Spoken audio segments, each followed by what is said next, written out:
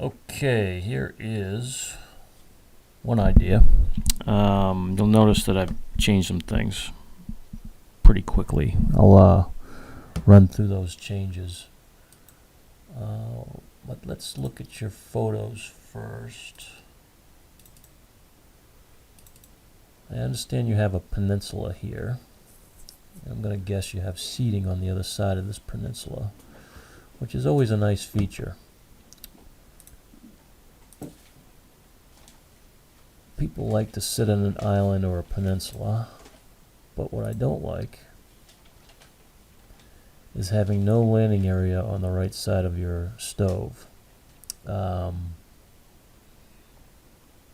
guess I'll call this a no-no in our industry, but it's a guideline to have at least 15 inches of space, of landing area, countertop space on either side of the stove. And I do see a closet here.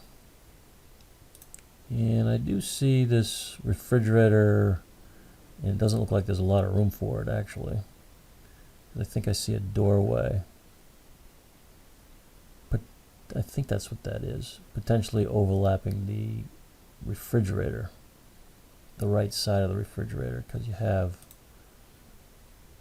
the side of the doorway here and the side of the refrigerator, and I guessing that they don't line up. So, having said that, let's see if there's another photo I want to look at. No, that's about it. So, looking at this, I only know this measurement, the window width,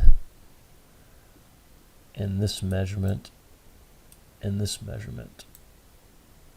So by default, you would have 79 inches of space until you hit what I think is a patio door over here. Let's take a look at that. Make sure I got that right. Yeah, right over here. This sliding door, I'm guessing that's the end of the 170 inches of wall space. If I don't have that right, let me know, but maybe you've measured just to the end of the peninsula. So, because I didn't like not having a landing area on the right side of the stove, I moved the stove. And I also don't like what you have there. Currently, this cabinet here is a blind corner cabinet, which is nearly impossible to get to the back over here, if that's what that is. When you open the door, there's this like tunnel that you gotta get on your hands and knees in order to get to. So I'm not a big fan of that either. Let's go back to the drawing. So what I did is put a super lazy Susan in the corner, which looks like this. And inside that lazy Susan would be, I can't show you for some reason, it's not showing me. But inside that lazy Susan would be two trays that look like a Pac-Man. They're kind of shaped like this. They spin independently of each other, and they're 32 inches in diameter. So it's a big tray. You can put a lot of things in there. Probably pots and pans. That's what I would do. And then I've got a cabinet here with roll-out trays. Most folks like to have a pull-out trash next to the sink, and that's what I've got right here.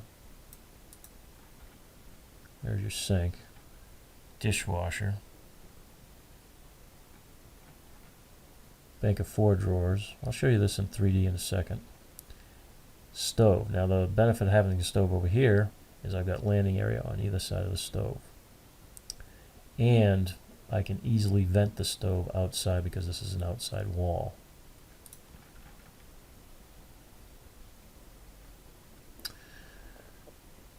Let me show you this in 3D.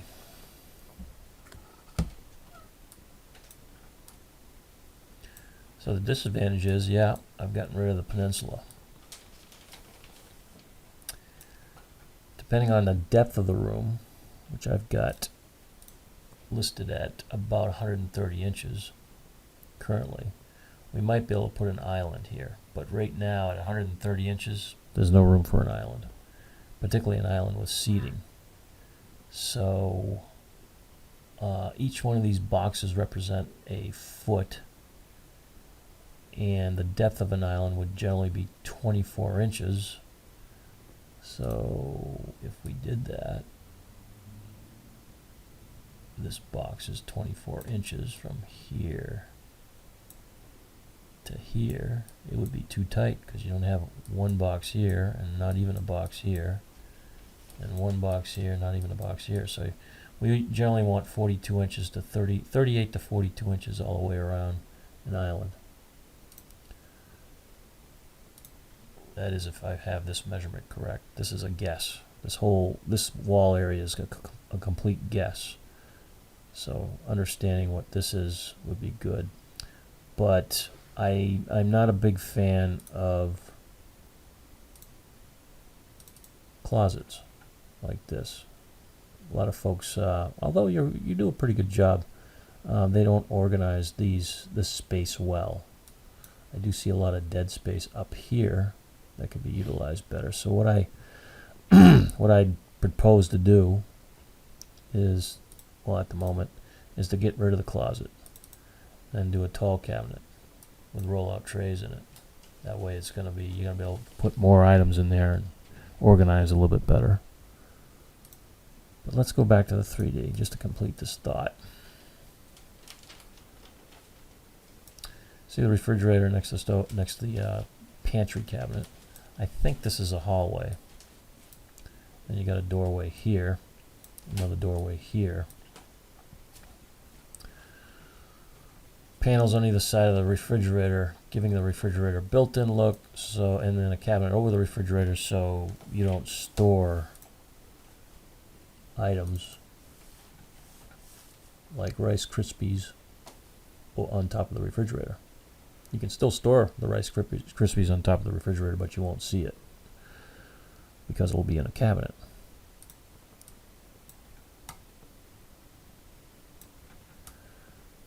So in order to like this design,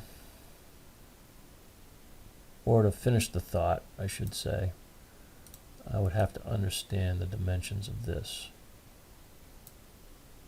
with the current closet in place. And then I can take the closet out if that's what we ultimately do. But you got to also be okay with getting rid of the peninsula right here. Now, maybe one question you might have is, can we put the stove in the peninsula? Yeah, you can. It's going to be hard to vent, because then the only alternative really would be to vent through the ceiling and out, which is a little dicey, or vent down in the basement and out, which I don't think is very effective.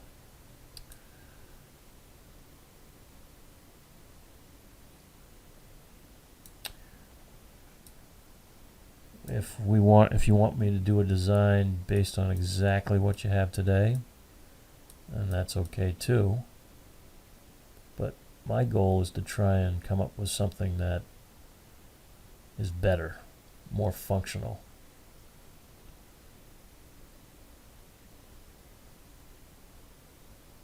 And I think this thought is more functional based on my 25 years of doing this.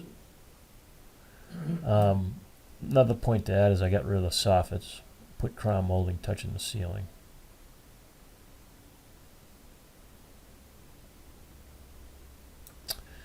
But this is something to consider. If I'm way out of bounds, then let me know, and we can do something that's more like you have today.